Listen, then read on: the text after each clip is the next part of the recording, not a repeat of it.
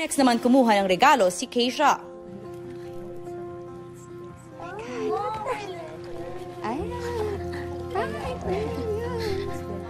Hindi ako iyak. So sa akin yung nakuha ko is perfume. Kasi mahilig ako sa perfume. Oh my God. Okay.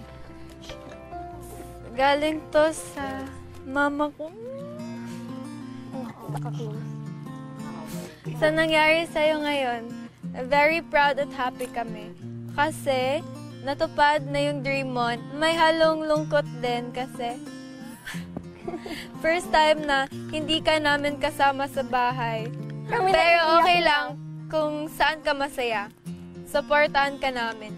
Meron pala akong pabaon sa'yo, perfume, para malala mo ako. Naniniwala ako pag mabango ang isang tao, lalayo yung mga bad spirits. Well, enjoy and take care always. I love you, Keisha, Mama. Yun lang. So, sa bahay, close kami. Tabi-tabi kami lahat natutulog. Ako yung panganay, dalawa lang kami. Yung brother ko, siya, 10 years old. Sobrang ate talaga ako sa bahay. Ako yung nag-aalaga sa kanya pag wala yung parents ko. Sunod namang nagbukas ng regalo at nagkwento tungkol sa kanyang pamilya si Gwen. Ang gaganda ng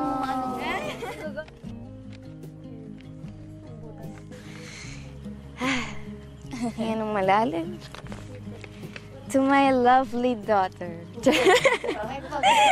Pinadala ko yan para pag nakita mo, maalala mo na kahit anong busy natin, nandyan ako sa'yo, kahit maliit na detalye, makita lang kitang maganda at masaya. Same as your papa na kung sa mga oras na to ay nandito pa siya, sinisiguro ko na ang saya-saya niya at super proud sa'yo ngayon. Yung little girl niya na dati kumakanta ng utal-utal pa. Pero kahit ganon, tuwang-tuwa na siyang pinagmamasdan ka. Yung earrings na yan, sana maging paalala ko sa'yo na whatever happens, hindi ko malilimutang hindi siguraduhin maayos ka sa lahat ng bagay. At lagi mong tatandaan lahat ng bagay na sinasabi ko sa'yo ay para sa ikabubuti mo. Yung mga kuya mo, I'm sure proud din sila ngayon. Lahat kami syempre proud sa'yo. Love you, baby, and I'm so proud of you. Mama.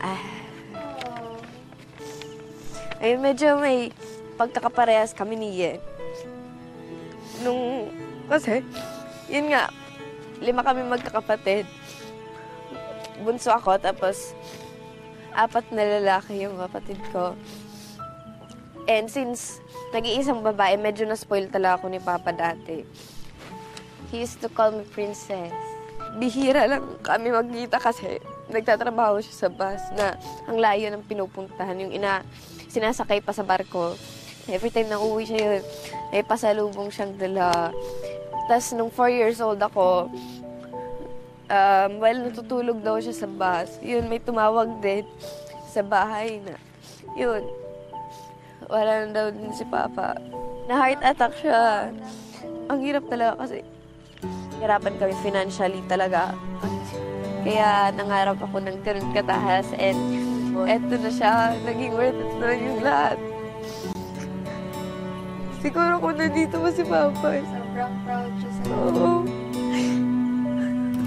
I think po through that sharing po about sa family po na I think alam na po namin yung stories ng isa't isa. Kumbaga kapag may mga situations, kaka-adjust po kami parang ka-comfort because friend nga po ganon. Mas naging close po yung bonding namin.